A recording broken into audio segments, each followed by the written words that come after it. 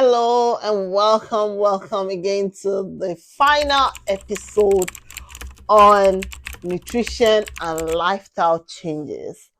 Alrighty, so last week we talked about our gut health, and this week we're just going to be tying it all up, wrapping it up, talking about how all these changes can stick, because we want it to stick for the long haul, not something that we're doing this month and then next month we relapse. We want it to become an habit, a mindset, and we want our community, our family, our online community to join us and support us and make this a reality.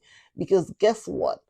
When you eat right, you move right, and your gut health are working right, trust me, then you become the blooming lady.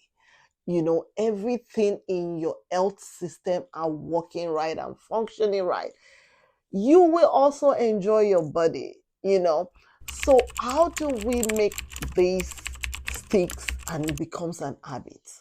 The key, like I've always said in all the episodes, is consistency.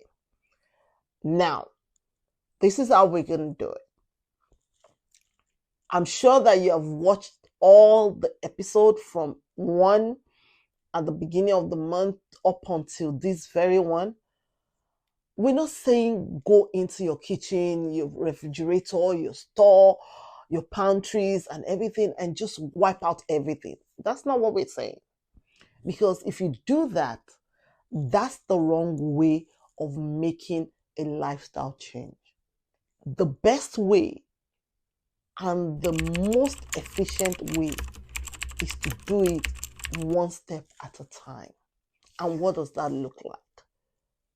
Take, for instance, I love to eat rice. I love rice.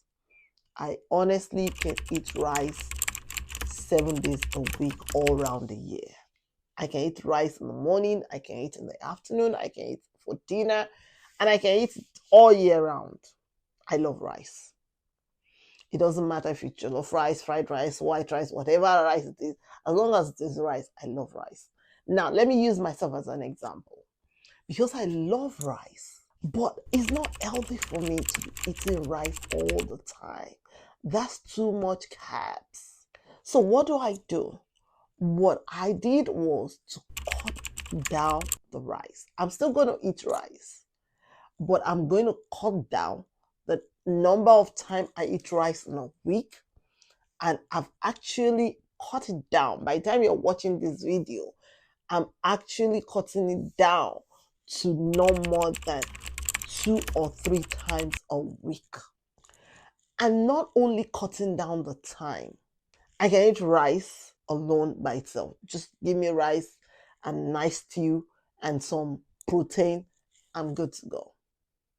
But now I've switched it around. I'm not just eating rice alone. Number one, I'm reducing the number of days I'm eating rice. Number two, I'm reducing the quantity of rice that I'm eating, even per serving, right? And I'm not just going to eat rice alone. Like you all can see, my plate is going to be colorful. Putting salad, mixed vegetables, broccoli, anything out there that can be considered fiber, can be considered vegetable, I'm going to put it. So that's what it means. You see that I didn't just cut off rice totally. I reduced the number of time I was eating rice per week, number one. And then I reduced the quantity of rice that I'm eating per serving, number two. And then, like I used to do before, I no longer do that. I no longer eat rice alone by itself. I eat rice with vegetables. So that helps my health. That helps my body to fuel right. That means that I'm fueling my body right. And then, we also spoke about movement. So what I've been doing all month long, and I'm choosing to continue is when I wake up and I'm still on my bed, pray, do my quiet time, practice my breathing exercise, and then come down to my office.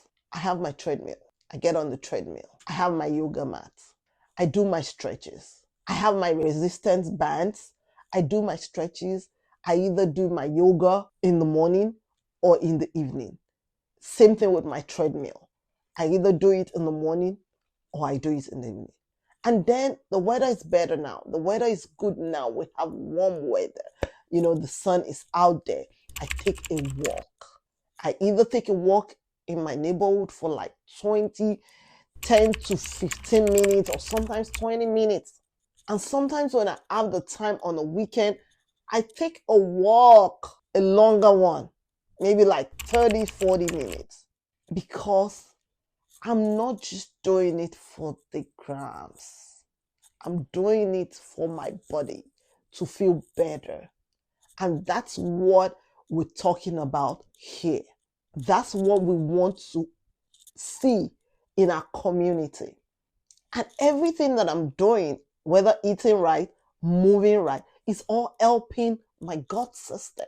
And if you can remember, one of our guests, one of the doctors that we brought in last month, also told us about supplement. And she recommended 2 supplements that are actually good: vitamin D and magnesium. I hope you guys haven't forgotten. So if you can get that and eat right, exercise, do some movement, and then you take your supplements, I think you're going to be in the right direction. So this is not just a 1-month thing. It's not a one-time thing. This is a lifestyle change. This is what it is when we talk about lifestyle change. Because guess what? We're not just doing it because, oh, we want to show up or we just want to do it for the grams. No, I want to feel better in myself. I want my body to feel like home to me. I don't want to keep wallowing in pain or bloating or mood swing here and there.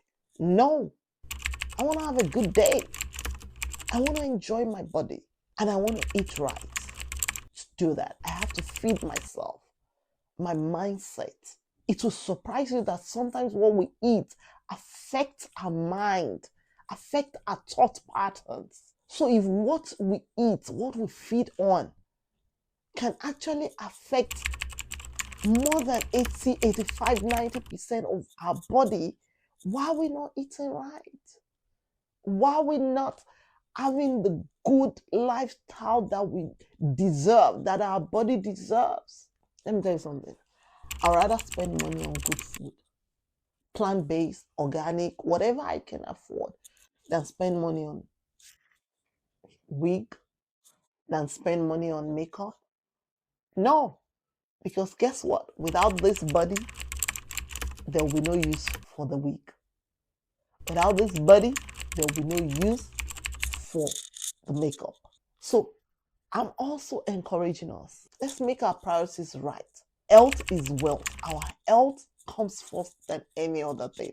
I would rather spend on my money on feeding right, eating right, making sure that I'm healthy before spend my money on any other thing. Because every other thing comes after my body. And I have to maintain this body. And you know me, I'm a church girl. I will always add the God factor. Bible says our body is the temple of God. So guess what? Why are you treating your temple anyhow? We're here for you. Join us in the community, the Blooming Circle community. We're there to support you. Reach out to us on DM. Send us your questions. Send us your comments. We'd like to hear from you as you're hearing from us, and give us your feedback. Like our videos. Give us a thumbs up. Subscribe. Help us to share and share your experience. What has this month taught you? What have you learned about your body differently this month? Help us share your experience. We also want to learn. I will also be sharing with you what I've learned, something new that I've learned with my body this month as we take this journey together. and I look forward to seeing you on the other side. Enjoy and have a wonderful